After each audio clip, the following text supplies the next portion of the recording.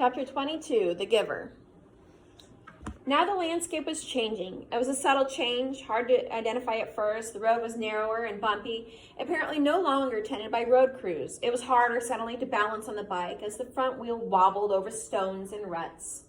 One night Jonas fell. When the bike jolted to a sudden stop against a rock, he grabbed instinctively for Gabriel, and the new child, strapped tightly in his seat, was uninjured, only frightened when the bike fell to its side. But Jonas's ankle was twisted, and his knees were scraped and raw, blood seeping through his torn trousers. Painfully, he righted himself in the bike and reassured Gabe. Tentatively, he began to ride in daylight. He had forgotten the fear of searchers who seemed to have diminished into the past. But now there were new fears. The unfamiliar landscape held hidden, unknown perils.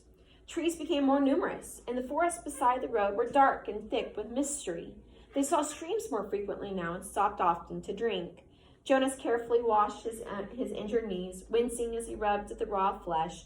The constant ache of his swollen ankle was eased when he soaked it occasionally in the cold water that rushed through the roadside gullies. He was newly aware that Gabriel's safety depended entirely on his own continued strength. They saw their first waterfall, and for the first time, wildlife. "Plane! Plane!" Gabriel called, and Jonas turned swiftly into the trees. Though he had not seen planes in days, he did not hear any air traffic right now. When he stopped the bicycle in the shrubbery and turned to grab Gabe, he saw the small chubby arm pointing up towards the sky. Terrified, he looked up.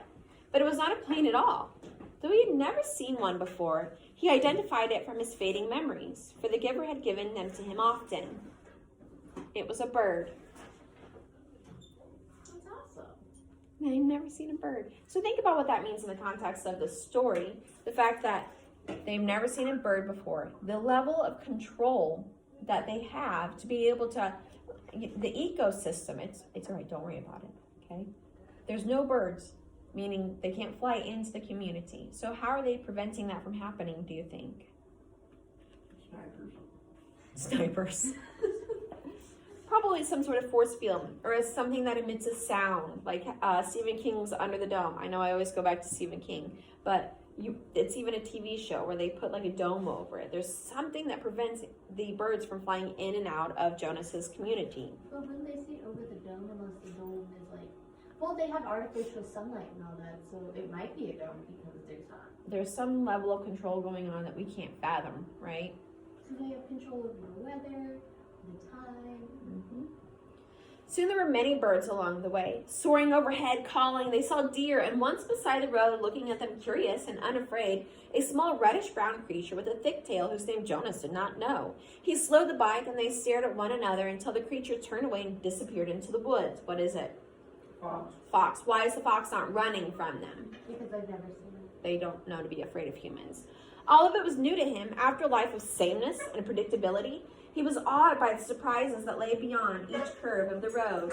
He slowed the bike again and again to look at the wonder of wildflowers, to enjoy the throaty warble of a new bird nearby, or merely to watch the way wind shifted through the trees. During his 12 years in the community, he had never felt such simple moments of exquisite happiness. But there were desperate fears building in him now as well. The most relentless of his new fears was that they would starve.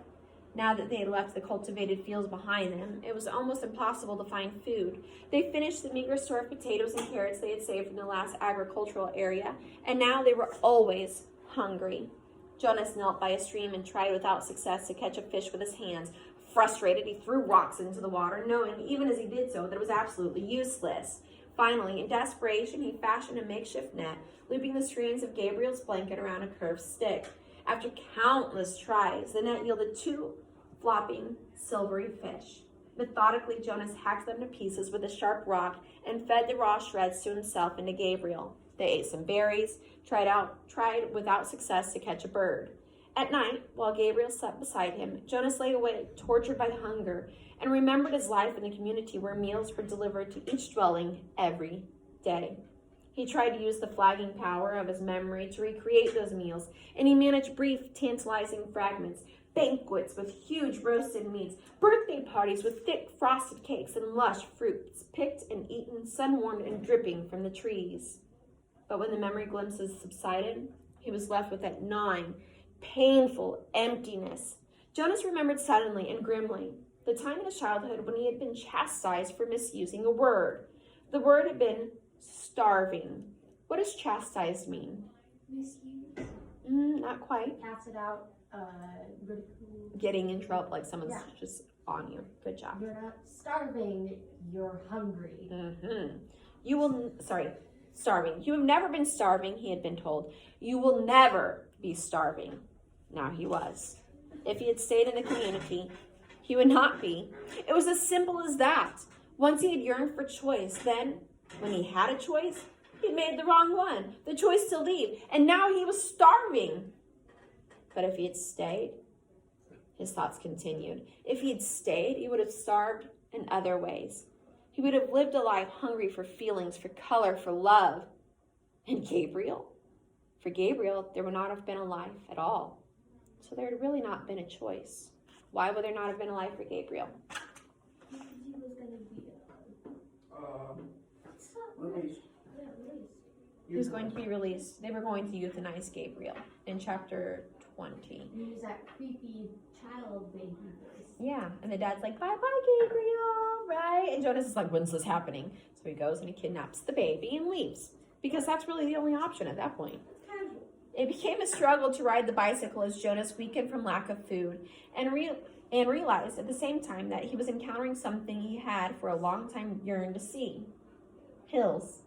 His sprained ankle throbbed as he forced the pedal downward in an effort that was almost beyond him. And the weather was changing. It rained for 2 days. Jonas had never seen rain, though he had experienced it often in memories. He had liked those rains, enjoyed the new feeling of it, but this was different. He and Gabriel became cold and wet, and it was hard to get dry, even when sunshine occasionally followed. Gabriel had not cried during the long, frightening journey. Now he did. He cried because he was hungry and cold and terribly weak. Jonas cried too, for the same reasons, and another reason as well. He wept because he was afraid now that he could not save Gabriel. He no longer cared about himself.